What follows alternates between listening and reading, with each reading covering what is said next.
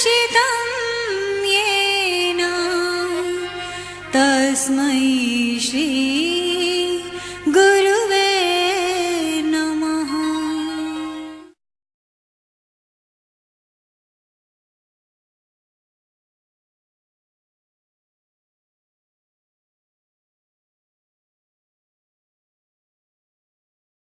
Shri Satyapal Singhji, out of his own interest, has completed his PhD from Nagpur University in Vedic literature.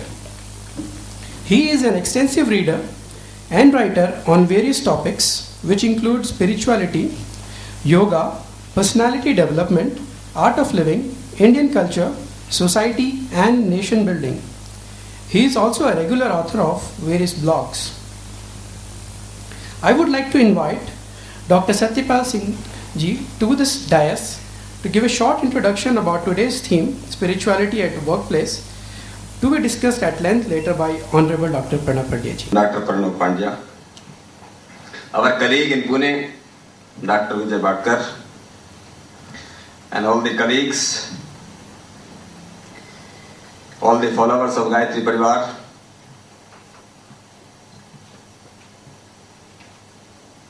at the outset, I feel apologetic because we be being little late. I was in another program releasing a book on Mahatma Gandhi. Some professor, and very old professor, 89 years old man, he wrote a book on Mahatma Gandhi, and I was to release that book. I was just wondering, the spirituality at the workplace, it implies two things. Either we are spiritual at home, not at workplace. Or we are not spiritual neither at workplace nor at home, but it is much more beneficial to be spiritual at workplace. I really do not know what is in the mind of the organizers. But my views on this. Just 2 days before, on 6th, I addressed about 600 scientists in National Chemical Laboratory. And the topic there was science, spiritualism and vigilance. How to interlink science and spiritualism, and what is the common thread between these two. What do we mean especially by spiritualism or spirituality? Dr. Bhatkar, a great scientist, he was about to explain what we did not explain. But in the shortest possible time, spirituality does not mean only believing in God. It is understanding God. Who can understand God? Who know the nature? Who know the self?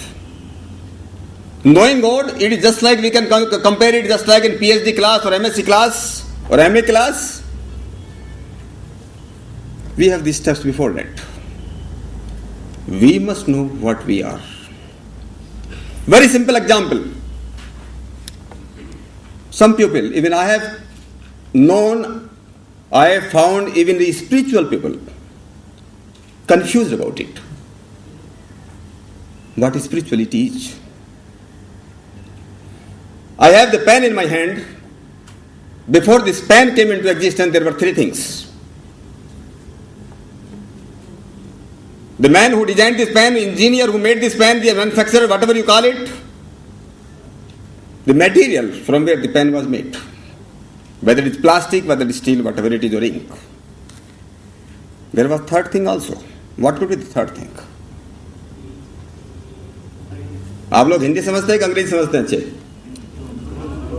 मेरी तीनों भाषा में बोलता हूं मैं भी. So there was a third thing. What was the third thing? What? Ideas. Purpose. Anything else?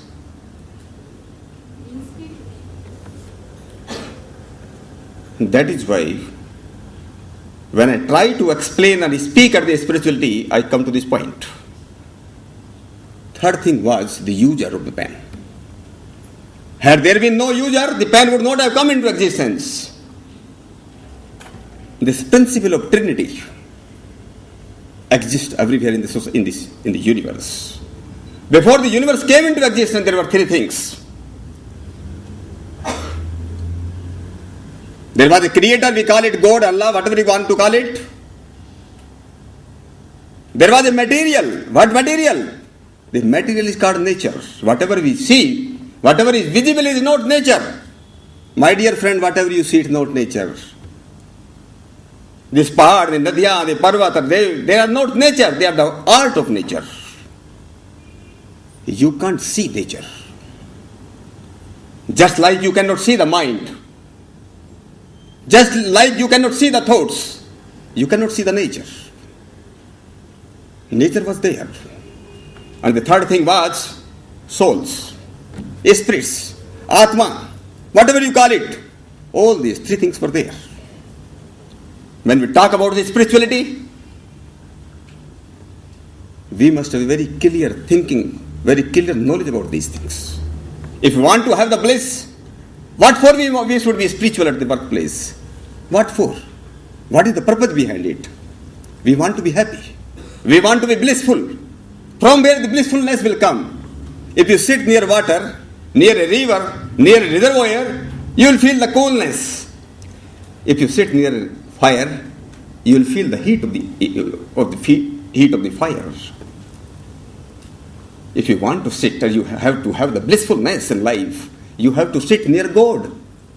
How to sit near God? That is the $1 million question. How to sit near the God? These three things, three eternal powers. You can see the light. You cannot see the current. You can see the impact of the air, but you cannot see the air. I am speaking now. You cannot see my words. We must be very clear about it. That there is something visible and invisible. Invisible controls the visible. My hand, I can move my hand. The power, the invisible in me, that controls the visible. But there is something in this world which controls everything. Which controls everything. What do you mean by it? If we are really spiritual in our life, if we are really spiritual, whether at workplace or at home, we must be at. But why at workplace only? Because the whole world is pursuing how to get more and more money. How to become more and more materialistic. Artha kame swavsaktanam dharma jnanam vitiyati. If you want to know the truth, you have to away from it. You must have the detachment from the money and this kind of desires. That is why there is a basic difference between Indian culture and Western culture. Indian culture says, dharmartha kama mokshanam. The dharma controls the earth. The means from where how you control, how you collect the money, how you earn the money. That should be controlled and directed and regulated by the dharma. Similarly, your desires, to fulfillment of your desires, the man, with the sensual desires, whatever it is, our aim must be to get liberation. How to do it? It's not an easy thing.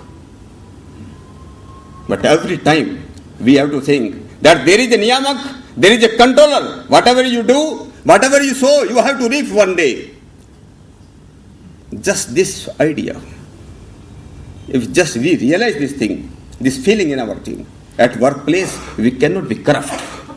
We cannot be lazy. We will not believe in the Darwinian concept, the concept of survival of the fittest. No. You have to believe in. There is a very, very famous mantra. Sarvan. Nanoto this. How to start it? We all protect each other. We should move together. We should get all kinds of progress together. If we have this kind of way, we will have the cooperation. We will not have the contradiction. We will not have the competition. Spirituality teaches this thing, that we must be honest to our duties. If we are honest to the duties, We will be honest to the company we serve in. We will be honest to the country we serve in. We will be honest to the land we belong to. If we have this kind of spirituality, and we believe कि जैसा करनी तैसे भरनी. Nobody in the world can change this principle. Nobody can change it. In the nature, there is no reward and punishment. Nature has only consequences. No only consequences. If you do the right thing, you will get the right kind of the consequences. If you do wrong thing, later or sooner, you are bound to get this reward or punishment, whatever it is. So according to me, being spiritual, believe in God, understand God. Just if you have the fever, if you just have a fever and without knowing the kind of the fever, if you take the medicine, whether it's malarial fever, viral fever, unknown fever, it might harm you. It might give you the side effect. Similar thing is happening in the field of the God. Similar thing is happening in the field of spirituality. Without understanding God, without understanding spirituality, we do not have the hundreds of these Dharma Gurus in this country. There are 928 registered Bhagwan in this country. 928 registered Bhagwan. This is the kind of the thing. So we have to understand this. So we must know what is the nature of God. What is the qualities of God. If it is, I think we will be happier and we will be blissful. With these words, I am grateful to the organizers for inviting me here and giving me the opportunity to have the darshan of His Holiness and listening to his speech later on. Thank you very much. God bless.